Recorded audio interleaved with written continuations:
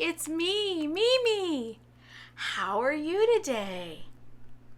I am so happy to see you. Welcome to my living room, where we read books and we tell stories and sometimes we snuggle. Yes, today's story is called Corduroy. Corduroy by Don Freeman. What do you see in this picture? What do you think this story will be about? Do you think it might be about an elephant? No. Do you think it might be about a farm animal? No. I think the story is about a bear. And I wonder if the bear's name is Corduroy. Let's find out.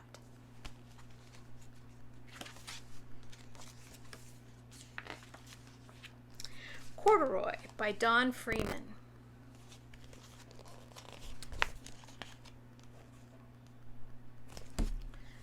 Corduroy is a bear who once lived in the toy department of a big store. Day after day, he waited with all the other animals and dolls for somebody to come along and take him home. There he is.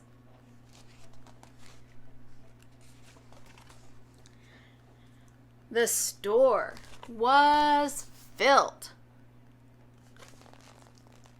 The store was always filled with shoppers buying all sorts of things, but no one ever seemed to want a small bear in green overalls.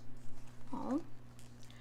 Then one morning, a little girl stopped and looked straight into Corduroy's bright eyes.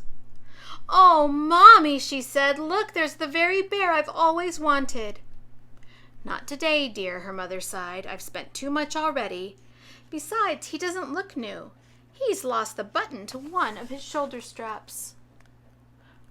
"Oh, he sure has. He's missing a button."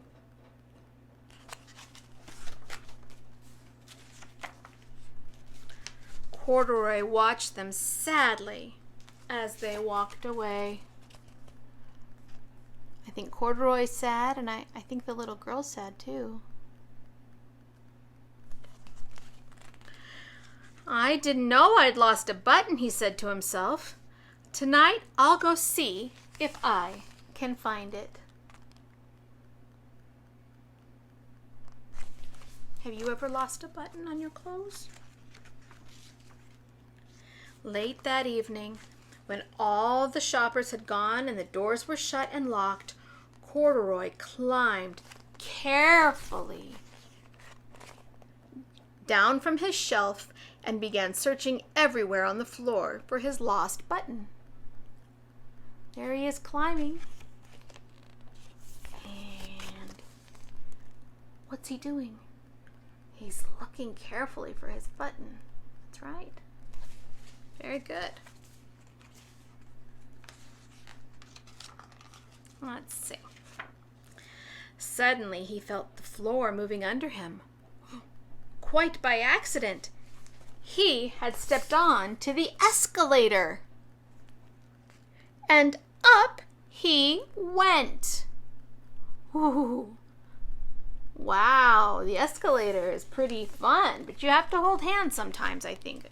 Too bad Corduroy doesn't have a grown-up to hold hands with. Could this be a mountain?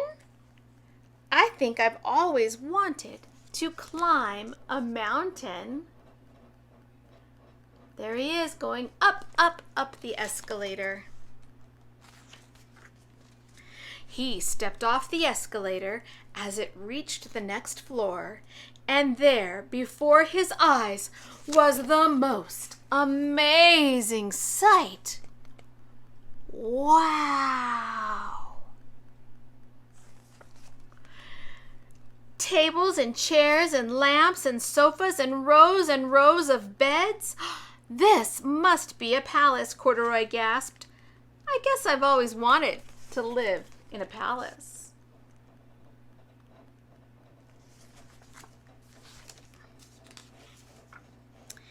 He wandered around admiring the furniture. "This must be a bed," he said.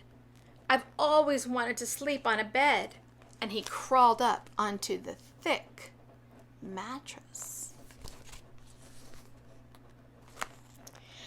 All at once, he saw something small and round.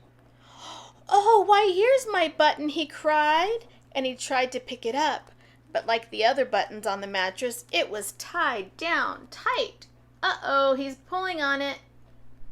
Do you think that's the button for his overalls? I wonder where that button goes. Uh-oh! He yanked and pulled with both his paws until pop! Off came the button, and off the mattress Corduroy toppled. Oh dear! Look, and there's the button flying through the air. Bang! Into a tall floor lamp. Over it fell with a crash. Oh, look at little Corduroy's eyes. Uh-oh. I think that startled him. Corduroy didn't know it, but there was someone else awake in the store. The night watchman was going on his rounds on the floor above when he heard the crash, and he came dashing down the escalator.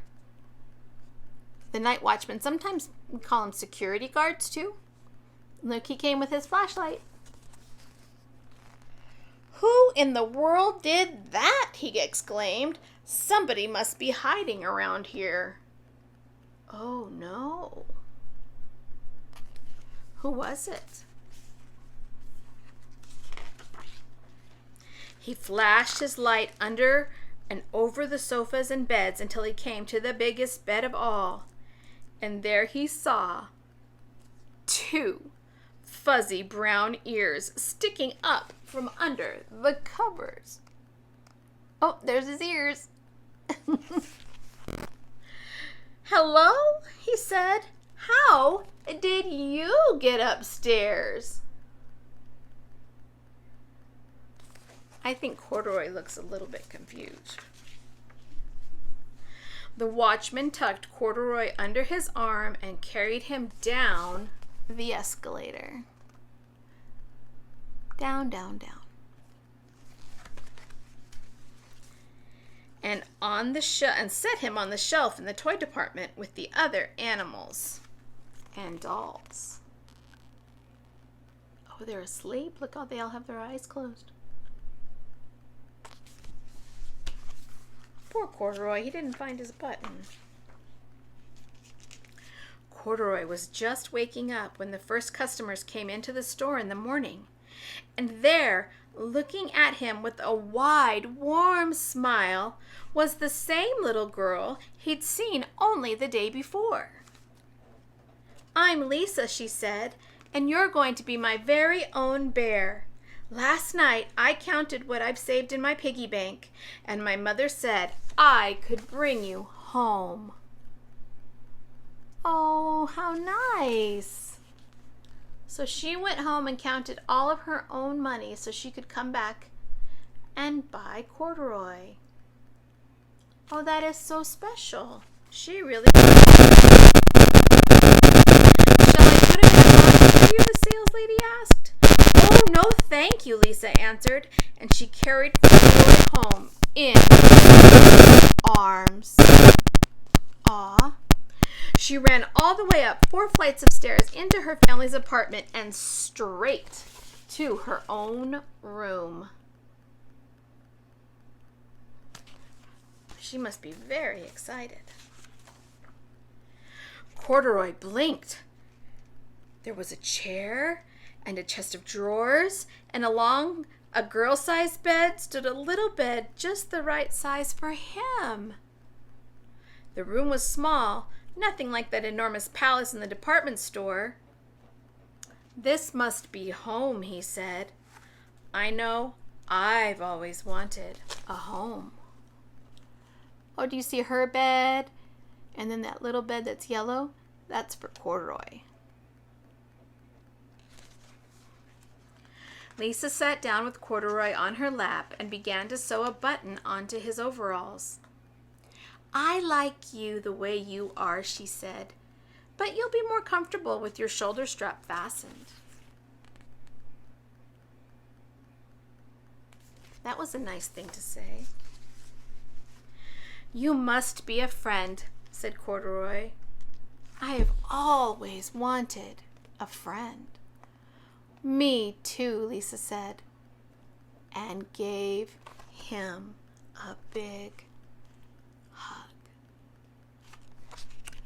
The end. What did you think of that story?